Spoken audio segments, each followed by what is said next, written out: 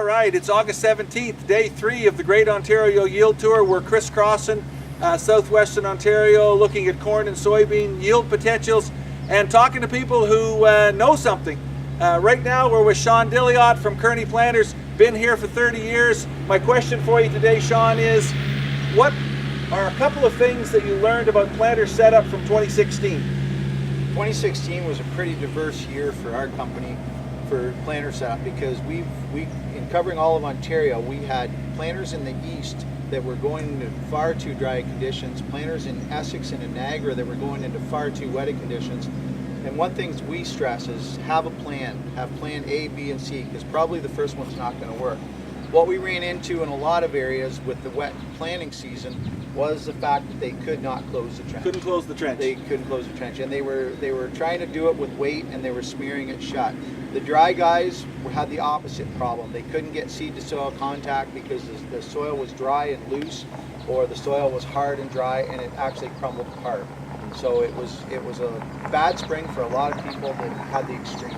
Cool. So how much confidence do you have when we talk about closing that trench, that you can take a typical planter with rubber closing wheels and make it significantly better at closing the trench in tacky conditions, if we could use that word, with a different closing wheel option than what we traditionally use? Most of the time, the first thing a grower seems to want to go to is cast closing wheels and more pressure. And as we all know, if it turns hot and dry, that just closes it up forever.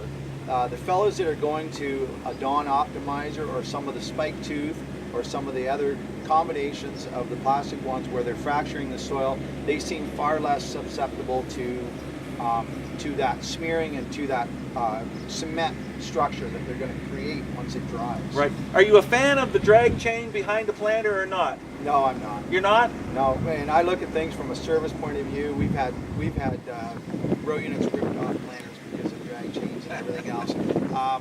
One of the things we see in a field is if they've got enough fines that it's actually going to work. We have seen situations where it actually crusts worse. Personally, that's just a personal opinion. I'm not a fan of it for a bunch of different reasons. Very cool. And what else? Anything? We're looking at yields in a well, not everywhere, but in a lot of places in Ontario, dry conditions. Was there anything particular in the planter setup that might have helped guys make it through the drought better? I think there is. I think in some of the cases where things were planted wet, they were planted with far too much down pressure. Right on. And I don't think the plant ever really had a chance to get going. In the dry areas, I think they actually fared better because they didn't have as much compaction when they planted. The down pressure wasn't as severe, didn't have as much of an impact, and they did seem to fare better than the ones that were actually dry. But the ones that turned on the clay ground from wet to dry, definitely too much down pressure, definitely in there a few days too early. We were in some fields that were just too wet when they planted them, and a few of those it was very quick to show once it turned dry. Right on. So final question, out of 30 years of looking at planter attachments, planter modifications, can you give me your favorite planter add-on modification? Oh, that's a tough one. I would probably have to say right now, as of today, probably a Dawn Optimizer wheel. I feel that in most conditions where the ground is in good shape for the proper dryness, I feel that it crumbles probably the best.